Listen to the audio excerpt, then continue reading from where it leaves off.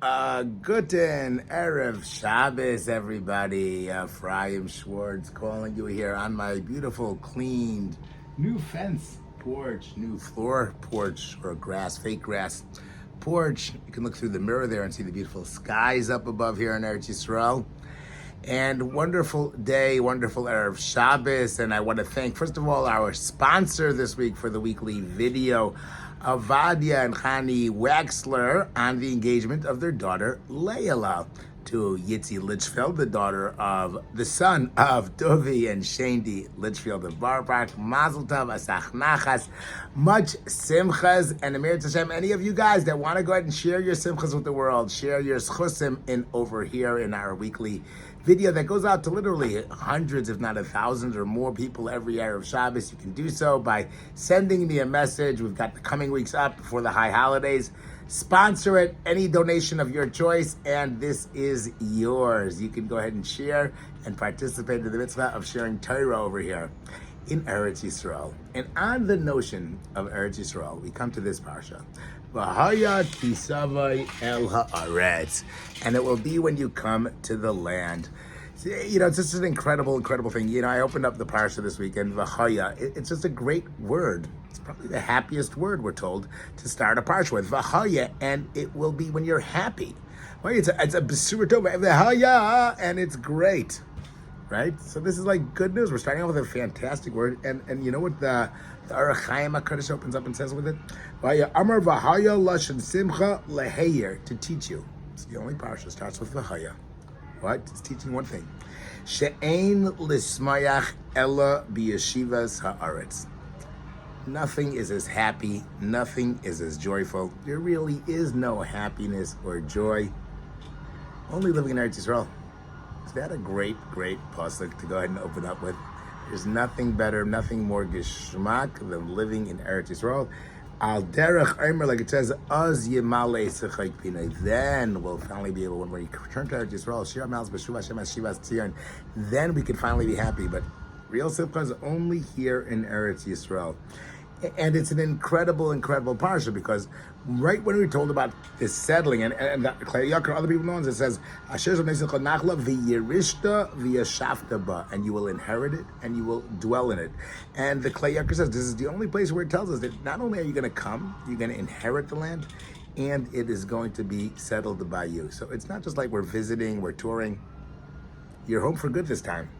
And he says, he connects that the mitzvah bikurim, the Klei Yakar says, only here in the Parsha Yisrael, because afterwards he says, you know what happens? Afterwards we get fat. Afterwards, you know, they have like all the other goyim. So here it's telling us by the Parsha of Bikurim that there's a concept to realize that this is our inheritance. Right? Don't ever get fat. Don't ever take it for granted. Don't ever go ahead and miss the boat of why we're here. It's our inheritance. It's our Yerusha. This is something from our fathers. You know, I share this thought with my with a lot of my tourists when we go to Cave of Mars. I might have probably even said this, shared on this video as well. But if it says that there are three places that Hashem promised the Jewish people that the Torah tells us that we paid full price for. And the reason why it tells us is so that the Goyim will never claim that it was stolen from them. And of course, the question that we have to ask is, what are those three places? First of all, Chevron, the Maras Machpelah that Avraham Avinu bought, the cave of Yosef in Shechem b'Mei Aksita, and also the Goren HaArana of the Temple Mount that David HaMelech bought from Arana. Those are the three places that we paid full price for it. And the guy will never claim that it was stolen from us. And of course, there are no three places, ironically enough, that the Goyim claim more that we stole from them, which of course taught the Jews the most important lesson. I always joke, right? Never pay full price for anything. It doesn't work, right? Since then we've been paying retail, below retail, right? But the question really, of course, is what does that mean? Because we're going to show the Goyim, it says in the Torah, we paid full price, you're going to listen, and that's not the pshat. The pshat is that if the Jewish people would understand that we paid full price, the guy would never claim that it's ours. Meaning, I know people this summer that came to Eretz Yisrael, they paid $3,000 for an economy ticket. Such mysterious nefesh to come to Eretz Yisrael, such delicious desperation for Klal Yisrael to come here. And Baruch Hashem. But let's say you got a first class ticket. You paid $8,000 for your ticket to go El Al first class, and you get on the plane, there's somebody sitting in your seat. You tell the guy, get out of my seat. I paid full price, right? You have no business being here. I paid full price. I know that. Or if it's more than that, you come to the shul and you're coming there for Rosh Hashanah, for the high holidays. And there's somebody sitting in your seat that is your father's seat and your grandfather's seat and your grandfather's seat.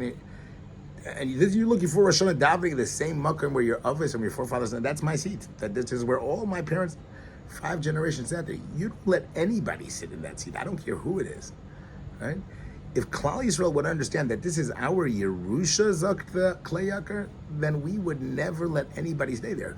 You have an ugly golden pimple on the Temple Mount? Get it out of there. This is my father's holy place. In Shechem, throw them all out of here. This is my father's inheritance. He paid full price for it. And then the guy would respect that. Fortunately, we don't have that. And that's another incredible lesson of coming and the simcha of Yeshiva Eretz Yisrael. But then we're told about the mitzvah of Bikurim. The mitzvah of Bikurim is the first fruits. And Rashi tells us that we should always feel, it keeps saying a word that repeats itself, Hayom, Hayom, Hayom. And like in other places, Rashi says, every day it should seem like it's new to you. And the truth of the matter is, that's really what Eretz Yisrael is. Every day you have to feel, it's a new day here in Eretz Yisrael. It's another blessing. It's another moment that I can spend in Eretz Yisrael. It's an incredible feeling. You know, whenever people come here the first time, many people, the first time they're in Eretz Yisrael, our grandparents, great-parents, get down on the ground and they would kiss it and they would love it. They said that Rabbi Elia Lapian would walk around with dirty tissues all day when he, not really, I think it was Rabbi Elia Lapian when he first came here, yeah. He would not go ahead and spit on the floor of Eretz Yisrael. He just had dirty tissues in his pockets. At the end of his life, he said felt it was shvachting up, but he lost that. Right, but that was the sense of the privilege and the incredible blessing of living in Israel is, and that's like the person that has a first fruit. When a person has the first fruit, you plant your field, and finally that first fruit comes out. Wow, this is amazing. This is so exciting. You know, I've been going to Shemitah farmers, and every year we're just waiting for the fruit to be ripe. Different fruits, different crops. I'm learning all about when each one is ready. Now the oranges are going to be around Sukkot time. The dates are really unbelievable. This is the season for the dates coming up right now. And you see that first one, the first one you could finally taste, and there's a sense of blessing, of excitement. Like you've been waiting all year, you've been working this thing, and now it's here. And that's Eretz Yisrael.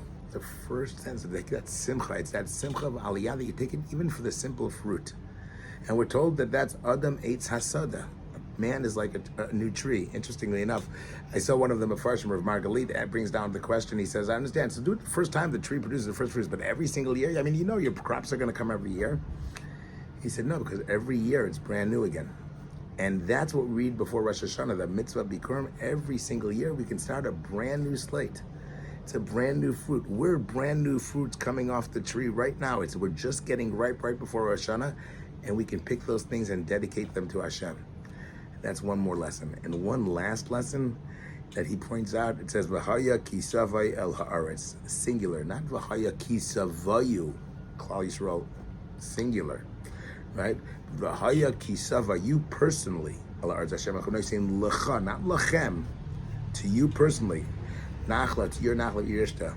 So he says, you know, some people are waiting for Mashiach to come, and they're waiting for everybody. Hashem's going to blow the shofar, and the whole bar Barak's going to come, and the whole lakewood's going to come, and this and that. Torah says, no, you want real simcha? V'hayah ki savay, don't wait for anybody else. Come yourself. Ki savay. He gave it to you. He didn't give it all of Klal Yisrael. You've got a land here. You've got an apartment here. You've got a place here. You've got a place where ki savay. That's when you'll have simcha, when you finally are zeicher to make that. So with a parsha of simcha, we end with simcha. I said, you know, the klal of the teichacha, the opposite end is tachas asher lo yavadet b'simcha. It's because you didn't go ahead and worship Hashem with simcha. You didn't feel that joy, that happiness. It's the opposite extreme. You want the blessing? Come to Eretz Yisrael, the only place where you can have simcha. Then you'll see that blessing. Then you'll have that joy. Everywhere else, Asher lo yavadet b'simcha. You didn't have that simcha of Eretz Yisrael. So have an incredible week. Subscribe to my weekly insights and inspiration if you don't get them yet. Rabbi Schwartz at yahoo.com. And we're getting the last, almost said last week. Next week will be the last week of the year of Eretz Hashem. The Shlichos, we start Matzai Shabbos. Matzai Menucha, Hashem should accept all of our tefillas. We should Ksiva v'chsima taiva. Have a great Shabbos. Thank you again.